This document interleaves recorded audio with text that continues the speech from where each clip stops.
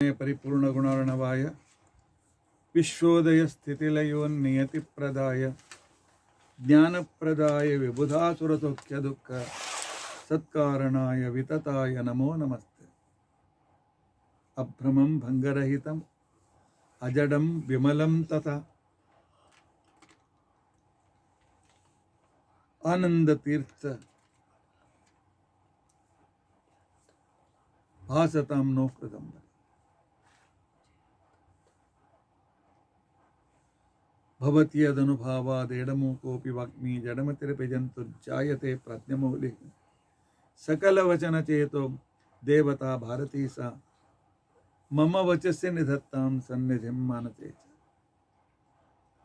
अस्मत् पुरसमारम्भां टीकाकृत्पादमध्यगां श्रीमदाचार्यपर्यन्तां वन्दे गुरुपरम्परां। विद्यायां विबुधाचार्यं वेदज्ञानाब्धिचन्दिरं दुर्मतध्वान्तमार्ताण्डं सत्यध्यानमुनिं भजे। पञ्चाशद्वर्षपर्यन्तं सततं रामपूजकः श्रीसत्यप्रमोदगुरुराट् भासतां नो कृतंबरे।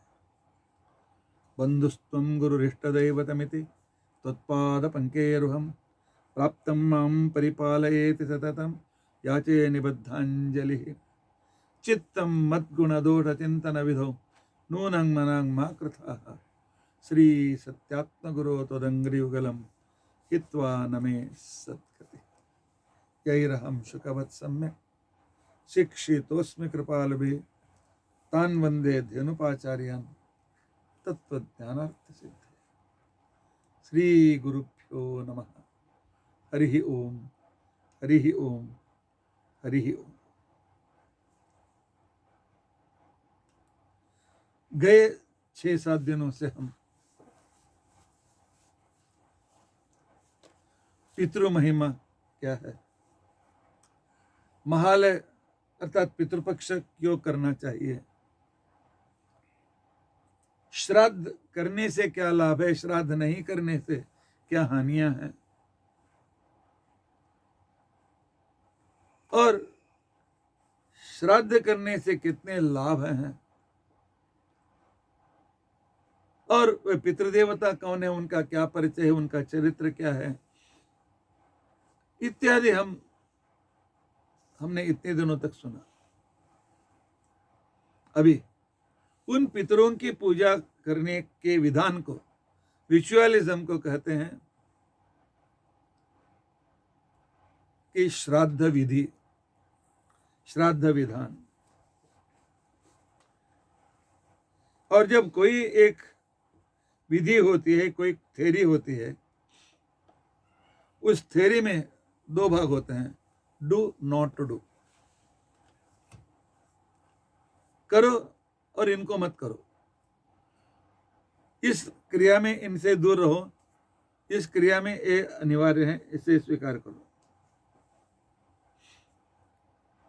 इसलिए आज हम देखेंगे श्राद्ध के संदर्भ में कुछ नियम हैं और उन नियमों का सिग्निफिकेंस क्या है, हम देखने की कोशिश करेंगे। बिना कारण, विदाउट रीजन कोई रिचुअलिज्म नहीं रहती है, कोई विधि नहीं रहती। विधि के पीछे एक हिस्ट्री रहती है, एक कारण रहता है, रीजन रहता है। रीजन की दृष्टि से हमारे यहां हम देखते हैं कि श्राद्ध में एक पिंड को कौवे को देना अनिवार्य है। जो उच्छिष्ट पिंड रखा जाता है उसे बाहर कौवे के लिए रख दिया जाता है, और जब 10वें दिन का श्राद्ध होता है कोई स्वर्गस्थ होने के बाद, उस दिन धर्मोदक दिया जाता है, और उसके बाद उस पिंड को कौवे के लिए रख दिया जाता है। कौवा छुएगा तो ही और वह श्रेष्ठ है, नहीं तो उस आदमी को वह अतृप्त रहता जाता है। ऐसी प्रथा पूरे हिंदुस्तान में प्रसिद्ध है।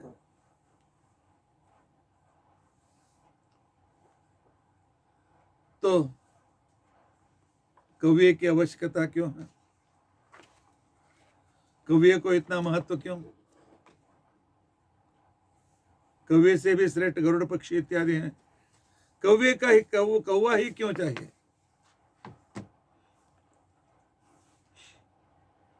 इसके लिए शास्त्रों में 2-3 कारण आए हैं।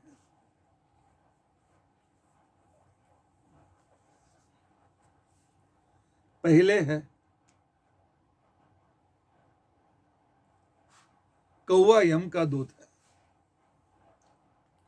नंबर 1, यम का दूत कैसे?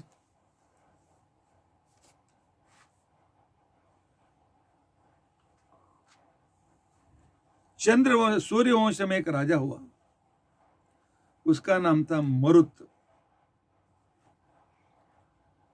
अत्यंत बलशाली राजा था और उसी समय उसने बहुत बड़ा यज्ञ किया। उस यज्ञ में सभी देवता उसकी सहायता के लिए आए, लेकिन वह समय था रावण का समय। रावण ने अपने सभी राक्षसों को काम में लगाया था। जब ऋषि मुनि यज्ञ करते हैं तो देवता आते हैं, देवताओं को आहुति देते हैं, तो देवता उनको वर कर देते हैं। इसलिए ऋषि मुनि हमारे विरुद्ध खड़े हो जाते हैं, उनको शक्ति आ जाती। इसलिए उन्होंने कहा, राक्षसों को कह दिया, यज्ञ शुरू हुआ तो जो भी देवता आएंगे उनको भगाओ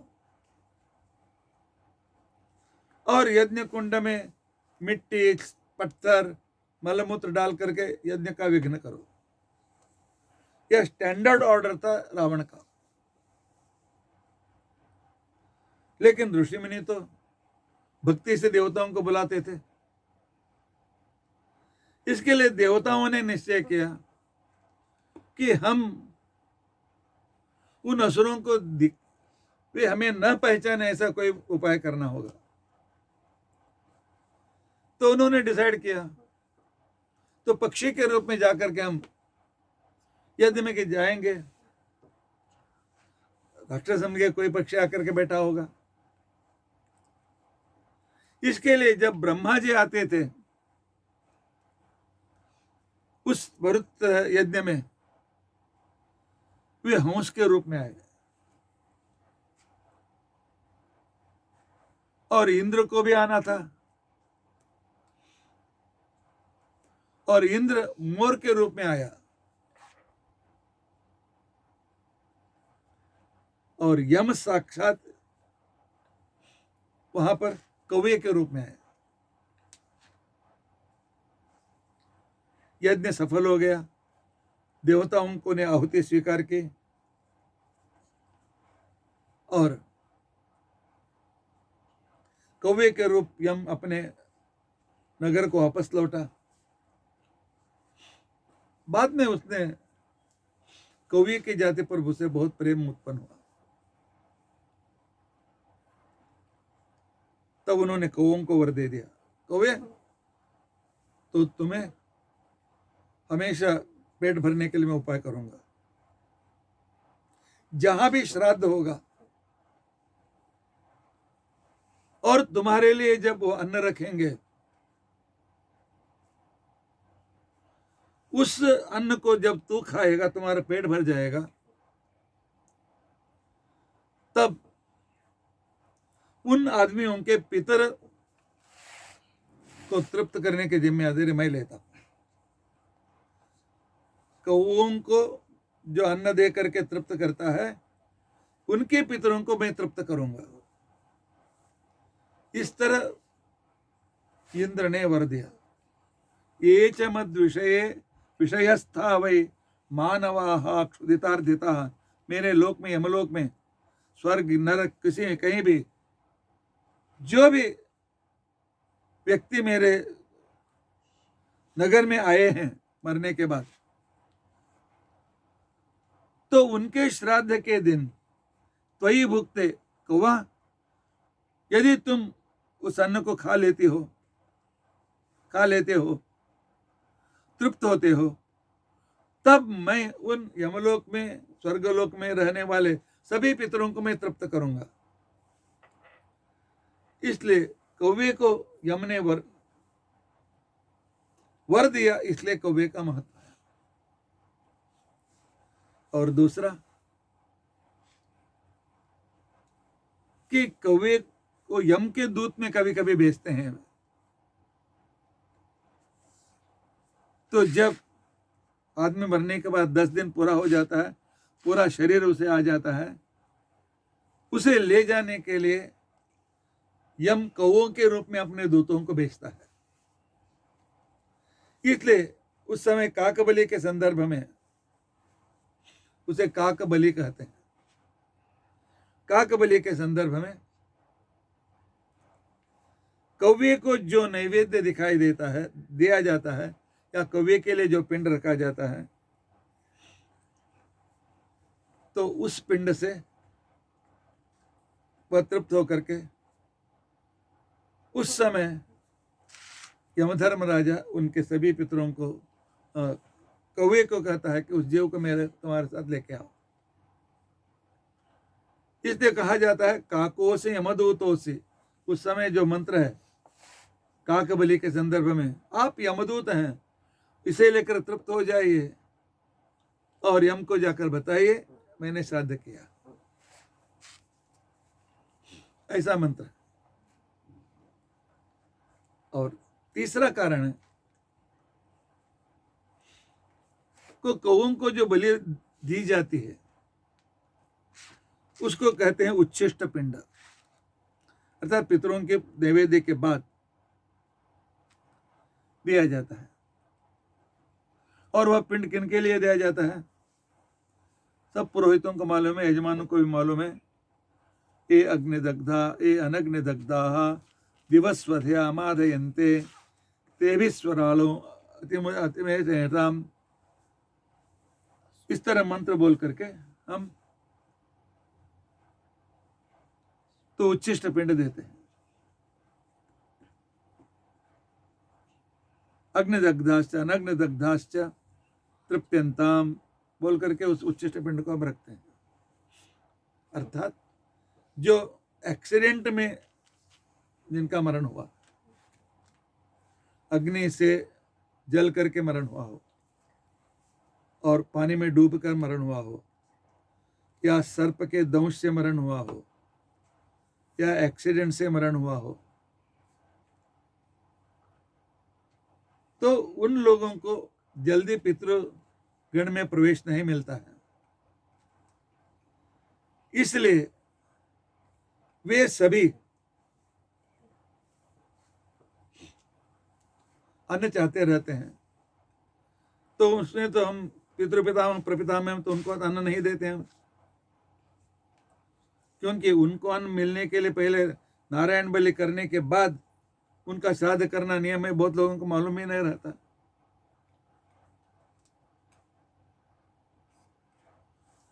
तो यम ने व्यवस्था की कि कौवे को लिए सामने उसे रख दिया गया, तो उसके द्वारा उन अपमृत्यु एक्सीडेंट से जो मरने वाले हैं, तो उनको तृप्त करने की जिम्मेदारी मैं लेता हूं। और यम ने कौवे को ही क्यों चुना? कौवे को नेचुरल डेथ नहीं है, प्राकृतिक मृत्यु उसको नहीं है। हम मनुष्यों को है, इतना साल होने के बाद आदमी निशक्त होकर के मर जाता है। लेकिन कौवा दीर्घायुष्य है। कौवा कम से कम 300 साल जिंदा रहता है।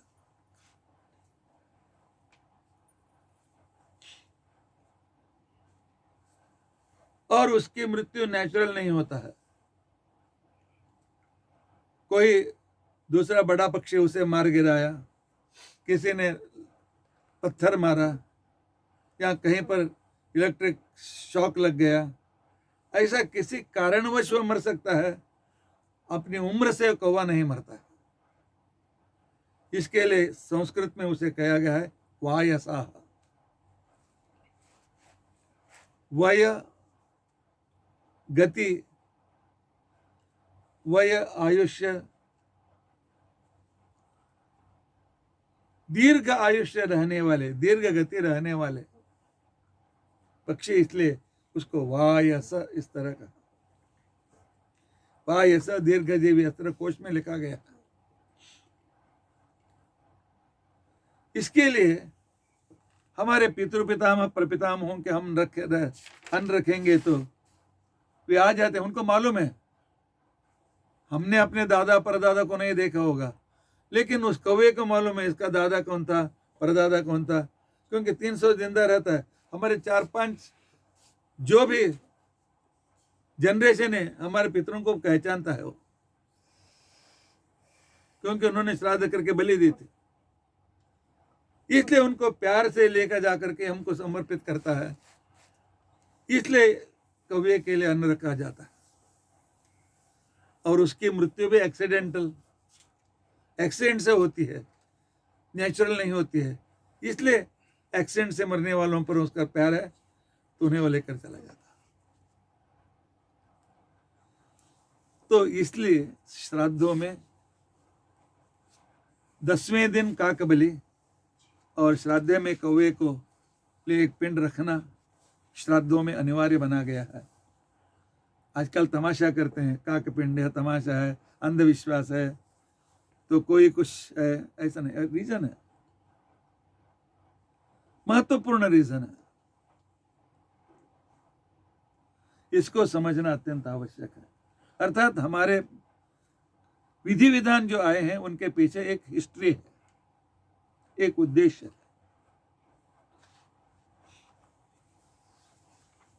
अर्थात यमधर्म ने कौवे का रूप लिया था। यमधर्म ने कौवे को तुम्हें तृप्त करने वालों को मैं उनके पितरों को तृप्ति करूंगा, इस तरह वर था। और कौवे दीर्घायुष्य होने के कारण हमारे बुजुर्गों को वे पहचानते भी हैं, इसलिए उन पर जब प्यार से स्वीकार करते हैं तो वे हमारे 7 पीढ़ी के पूर्व के पितर भी तृप्त हो जाते हैं। और चौथा तो उसको भी एक्सीडेंटल मृत्यु है, इसलिए अपमृत्यु से पीड़ित उन लोगों को अन्न पहुंचाने का काम वही करता है। इसलिए इन कारणों से श्राद्धों में कौवे की आवश्यकता है, कौवे की श्रेष्ठता है।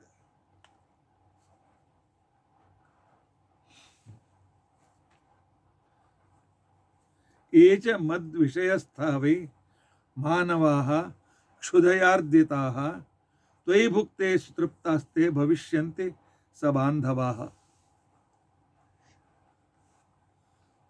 महाभारत रामायण के उत्तरकांड में यह विषय आता है।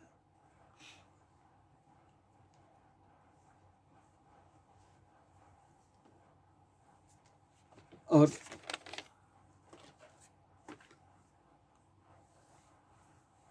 पवित्र कार्य में, विवाह पवित्र कार्य में जब हाथों में पवित्रम धृत्वा देते हैं तो राइट हाथ में और लेफ्ट हाथ में, दोनों हाथों में पवित्र डालने का विधान पहले से है। लेकिन श्राद्ध में तो बाएं हाथ में, लेफ्ट हैंड में पवित्र नहीं डालना चाहिए। ऐसा नियम है। और उस दिन घर के बाहर रंगोली नहीं डालना चाहिए। श्राद्ध के दिन जब हमारे घर में श्राद्ध रहता है, घर के दरवाजे में जो हम देहली के ऊपर रंगोली डालते हैं उस दिन नहीं डालना चाहिए। और श्राद्ध में साक्षात बैठने वाले ब्राह्मण सिर्फ अंगार धारण करते हैं, अक्षता धारण नहीं करते हैं। नहीं करना चाहिए, क्योंकि इन तीनों में कोई भी गलती हुआ तो पितृदेवता उनके घर के अंदर नहीं जाते हैं, निराश होकर वापस जाते हैं, शाप दे देते हैं।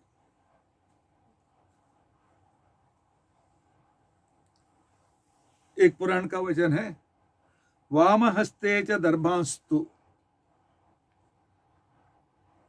दर्भों को बाएं हाथ से पकड़ना, गृहे रंगवलीम तथा घर के बाहर रंगोली डालना,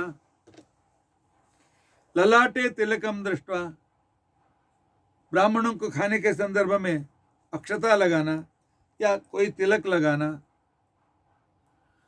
उससे पितृदेवता निराश होकर वापस लौट जाते हैं, क्योंकि ये 3 शास्त्रों में हम अप्रिय वस्तु हैं, तो इसने अपने साथ रखा, इसलिए चला जाता, निकल जाता। इसके लिए पितरों को पहुंचाने के लिए इन 3 नियमों का पालन अत्यंत आवश्यक है। पहला नियम देखेंगे, रंगोली क्यों नहीं? रीजन क्या है? वैसे तो रीजन डायरेक्ट पुराणों में नहीं मिलता है, लेकिन यह हमें एक सूचना है, क्योंकि रंगोली के दिन, श्राद्ध के दिन भिक्षुओं को भिक्षा नहीं देना है। वो हमें कल भी कहा था, क्योंकि पितृ किस रूप में आकर के हमारा अन्न लेकर निकल जाते हैं, क्योंकि पहले ही दिन आके बैठे हुए रहते हैं, तो हम भिक्षुओं को देंगे तो भिक्षु में रह करके पितृ अन्न लेकर चले जाते हैं, तब हम देवताओं के साथ पिंड देने का जो पुण्य मिलता है उससे हम वंचित हो जाते हैं। इसके लिए रोज घर के सामने रंगोली डालना का उद्देश्य है। तो जहां पर रंगावली दी जाती है, वह एक समझो एक लक्ष्मण रेखा है। हमारे घर की लक्ष्मी बाहर नहीं जाती, लक्ष्मी घर में स्थिर रहती है। और रंगावली लक्ष्मण रेखा इसलिए है, इविल पावर घर के अंदर नहीं आते, रंगोली देख करके चले जाते हैं। तो इसके लिए यह रंगावली एक लक्ष्मण रेखा के जैसा, इसलिए सुबह डालना ही चाहिए। और आंध्र प्रदेश इत्यादियों में शाम को ही डालने का विधान है, पिछले दिन शाम को ही डाल देते हैं। तो श्राद्ध के दिन में क्यों नहीं चाहिए? इसलिए देखिए, घर के बाहर रंगोली नहीं है तो उस समय रोज भिक्षा मांगो सब मालूम रहता था, हाँ आज इनके घर में श्राद्ध है इसलिए मुझे भिक्षा नहीं देंगे, आगे चला जाएगा। सिर्फ भिक्षुक नहीं, पुराने समय में ब्रह्मचारी सन्यासी भी 5-10 घर में भिक्षा मांग करके अपना पेट भरते थे, तो उस दिन वे देख करके नहीं आते थे। मांगेंगे तो देना पड़ता है, दिया तो श्राद्धघात होता है, इसलिए उनको यह सिग्नल है, आज यहां पर भिक्षा नहीं मिलेगा, आगे बढ़िए। तो बहुशः इसी कारण से, हाँ, लेकिन भगवान के सामने रंगोली डाल सकते हैं, तुलसी के सामने रंगोली डाल सकते हैं, और पितृ को पिंड प्रदान देने के बाद घर के सामने रंगोली डाल देनी चाहिए, श्राद्ध के बाद। तो कितना मुख्य उद्देश्य है देखिए। तो इसके लिए घर के दरवाजे के पास रंगावली नहीं रहती है। अच्छा ठीक है, लक्ष्मी बाहर गई तो क्या करें, और अलक्ष्मी विल पावर घर में आए तो क्या करें? आएंगे नहीं, लक्ष्मी बाहर भी नहीं जाएंगे, क्योंकि घर में पितृदेवता आए हैं। तो कहते पितृदेवता की पूजा यजमान कर रहा है, मैं क्यों बाहर जाऊं, मैं भी आशीर्वाद दूंगे, लक्ष्मी घर में रह जाती है। और रंगावली ना देख करके अंदर पितृदेवता हैं, हम जाएंगे तो मार खाएंगे बोल करके इविल पावर भी अंदर नहीं आएंगे, दुष्ट शक्ति भी अंदर नहीं आएगा श्राद्ध के दिन। इसलिए क्योंकि पितृदेवता पिछले ही दिन सूर्यास्त के समय में यजमान में आकर के सन्निहित हो जाते हैं। इसके लिए यजमान को पिछले दिन खाना नहीं चाहिए। क्यों खाना नहीं चाहिए? कि उसके अंदर पितृदेवता रहते हैं, तो शाम का अन्न कभी नैवेद्य होता है, कभी नहीं नैवेद्य नहीं होता, और मेलगी में भी रह सकता है। और पितृदेवताओं को हम मेलगी में खाना खिलाएंगे तो शाप दे देंगे, और हम खाना पीना मजाक करने रहेंगे तो उनकी ओर ध्यान नहीं जाएगा। इसके लिए पितृदेवता आए हैं समझ करके पारायण जप इत्यादि करते उनको खुश करना चाहिए। ये खाना पीने के झंझट में नहीं चाहिए, इसलिए पिछले दिन खाना नहीं, और श्राद्ध के दिन भी खाना नहीं। क्यों? पितृदेवता जो आज के श्राद्ध के लिए पिछले दिन रात को हमारे यहाँ सन्निहित हुए हैं, वे कल सुबह सूर्योदय से पहले निकल जाते हैं। इसके लिए आज रात को भी श्राद्ध के दिन शाम को ही अपने यहाँ पितृदेवता का सन्निधान है, यजमान के सिर में उसका सन्निधान रहता है। इसलिए यजमान को श्राद्ध के दिन ब्रश से दांत नहीं धोना चाहिए, क्योंकि ब्रश से घिसते समय कभी कभी वहां पर घाव होकर के लहू आ सकता है, और लहू को देखते ही पितृ निकल जाता है अपवित्र समझ करके। तो मतलब उस दिन दांत नहीं घासना चाहिए क्या? गंदे हाथों से श्राद्ध करना चाहिए? नहीं। उस समय क्या करना चाहिए? आम का पत्ता, नीम का पत्ता, उसे चबा करके उससे आहिस्ते से दांतों को शुद्ध करना चाहिए, और 8 बार कुल्ला करके ऐसे 8 बार हम जब बाहर पानी को थूकते हैं, दांत अपने आप शुद्ध हो जाते हैं। उसे गंडूष इस तरह शास्त्रों में कहा गया। और यजमान को श्राद्ध के दिन, श्राद्ध के बाद में बहुत परिश्रम नहीं करना चाहिए, क्योंकि बहुत परिश्रम करेगा तो अंदर रहने वाले पितृलोगों को भी पीड़ा होती है। और तांबूल भक्षण नहीं करना चाहिए। श्राद्धकर्ता को श्राद्ध के दिन तांबूल भक्षण नहीं करना चाहिए, क्योंकि तांबूल भक्षण अपने के लिए भोग है। जब व्याय पे आए थे तो हमें भोग नहीं करना है। और श्राद्ध के दिन 40 यार्ड के आगे नहीं जाना चाहिए, क्योंकि 40 यार्ड के आगे जाएंगे तो वह ग्राम का उल्लंघन माना जाता है। घर में पितरों को छोड़ करके जाने का दोष हमें लगता है, इसलिए उस दिन छुट्टी लेना चाहिए। अभी अनिवार्य रूप से हम मंदिर में जाकर, मठ में जाकर श्राद्ध करते हैं, पितरों से क्षमा मांगनी चाहिए कि मुझे उस तक जाना ही है, आना है, हमारे साथ आइए। तो इसके लिए रंगवली नहीं डालना चाहिए। और तीसरा है तिलक लगाना, अक्षता लगाना। श्राद्धकर्ता के लिए नियम है। और कुमकुम लगाना, यह भी एक तरह का अलंकार है।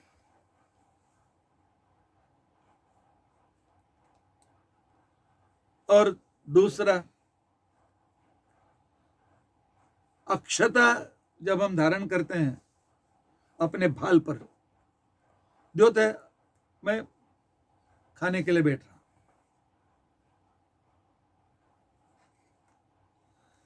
जब ब्राह्मण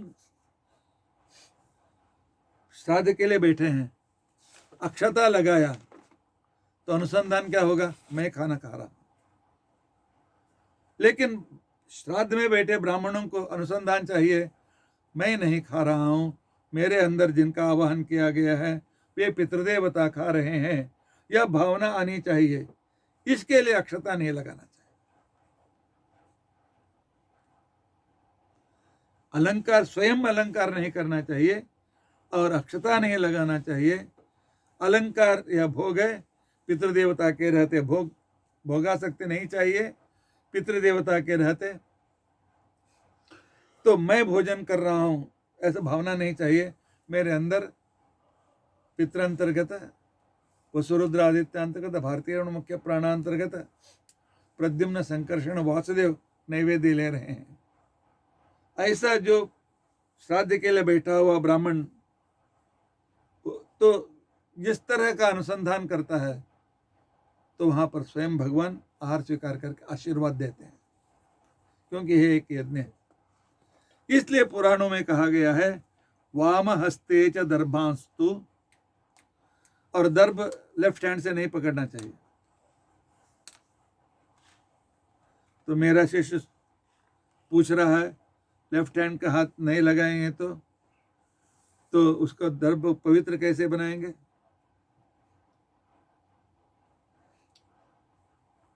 पवित्र करते समय लगाओ, पवित्र के लिए लगाओ, नहीं तो हाथ से दर्भ उठाना, हाथ लेफ्ट से सामान लेना, क्योंकि लेफ्ट हाथ में तो वाम भाग में असुरों का वास रहता है। इसलिए लेफ्ट हाथ पवित्र कार्यों के लिए नहीं करना चाहिए। किसी भी पूजा में भी फूल लेफ्ट हाथ से लेकर के डालना नहीं। कुछ लोग रहते हैं इतना फूल लेकर हाथ में रखते हैं, एक कृष्णाय नमः, गोविंदाय नमः, नहीं, क्योंकि वाम हस्त स्पर्श हुआ तो वह अपवित्र बन जाता। इसके लिए पानी पीते समय में भी पानी का कलश राइट साइड में रखा जाता है। लेफ्ट हैंड से पीनेंगे तो भी वह राइट साइड में रख करके लेना चाहिए। लेफ्ट में रखा हुआ पानी भी खाने में वर्ज्य है। कितना अच्छा अनुसंधान है, कितने विशिष्ट रहस्य का विधान है। तो इसके लिए रंगोली नहीं चाहिए और लेफ्ट हैंड से दर्भ को छूना नहीं चाहिए, और भाल में कुमकुम या अक्षता नहीं लगाना चाहिए। अंगार लगा सकते हैं। इसके लिए पूर्व पंक्ति में बैठने वाले, डायरेक्ट श्राद्ध के लिए बैठने वाले सिर्फ अंगार लगाते हैं, अक्षता नहीं लगाते। वाम हस्ते च दर्भांस्तु गृहे रंगवलीम तथा ललाटे तिलकम दृष्ट्वा निराशा पितरो गता। और तीसरा नियम है, जो भी श्राद्ध करेगा इस दिन जो भी नाम लगाएगा ऊंचा होना चाहिए, ऊर्ध्व पुंड्र होना चाहिए। ऐसा नहीं लगाना चाहिए, सीधा लगाना चाहिए। क्योंकि ऊर्ध्व पुंड्र लगाने से जो फल मिलता है, 1 का 1 करोड़ पट फल मिलता है। इसके लिए गोपी चंदन लगाकर ही, ऊर्ध्व पुंड्र लगा करके यदि हम आचमन, संध्या वंदन, पूजा, श्राद्ध इत्यादि करते हैं, पद्म पुराण में स्वतः भगवान शंकर अपने पत्नी पार्वती से कहते हैं, पार्वती ऊर्ध्व पुंड्र धरो यस्तु कुर्यात श्राद्धम शुभानने। गोपी चंदन, ऊर्ध्व पुंड्र, गोपी चंदन इत्यादि लगा करके जो अपने पितरों का श्राद्ध करता है, कल्प कोटि सहस्राणि गया श्राद्ध फलम लभेत। अनेक करोड़ों कल्पों तक गया श्राद्ध रोज करने से जो पुण्य मिलता है, ऊर्ध्व पुंड्र से उसे वह पुण्य मिलता है। और उसके बाद प्रश्न है, तो पितरों के सामने पूजा करने के लिए पिंड ही बना करके क्यों रखना चाहिए? पत्ते में हम परोसेंगे तो क्यों नहीं? इत्यादि अनेक प्रश्नों के उत्तर हम कल समझने की कोशिश करेंगे। ये सभी विषय आप जान लीजिए। आजकल अंधविश्वास ज्यादा हो गया, जानने की कोशिश नहीं करते हैं। ना तो पुरोहित जानने की कोशिश प्रयत्न करते हैं, यजमान तो है ही नहीं। हमें समझ करके करना चाहिए, क्योंकि शास्त्रों में कहा गया है यह ही विप्र, जो विप्र है और जो करता है, यह विद्या करोति श्रद्धया, जो समझ करके श्रद्धा के साथ जो काम करता है, तदेव बलवत्तरम भवति, वही पुण्यदायक होता है। इसलिए हम जो कर रहे हैं उसे समझ करके करना चाहिए। और जो श्राद्ध करा रहा है, यजमान को समझाते रहना चाहिए, यह क्यों, यह क्यों, यह क्यों, दो दो शब्दों में कह करके आगे बढ़ो। और ज्यादा चिकित्सा हो तो बोलो अब टाइम रख करके आओ, हमको समझाते हैं। तो इसके लिए अंधविश्वास से श्राद्ध नहीं करना है, समझदारी के साथ करना है। तो इस तरह के और भी अनेक विषय हैं। अभी हमारे पास 2-4 दिन हैं, उन 2-4 दिनों में हम जो भी समझने की कोशिश करेंगे, अवश्य करेंगे। श्री कृष्णार्पणम। हरे राम राम राम हरे हरे, हरे कृष्ण कृष्ण कृष्ण हरे हरे। उग्रं वीरं महाविष्णुं ज्वलन्तं सर्वतोमुखं नृसिंहं भीषणं भद्रं मृत्युं नमाम्यहम्। अक्षयं कर्म यस्मिन् परे स्वर्पितं अक्षरो योजन सर्वदेवामृतः कुक्षिगं यश्च विश्वं सदाजादिकं प्रीणयामो वासुदेवं देवतामण्डलाखण्डमण्डनं। श्रीकृष्णार्पणमस्तु। श्रीकृष्णार्पणम्।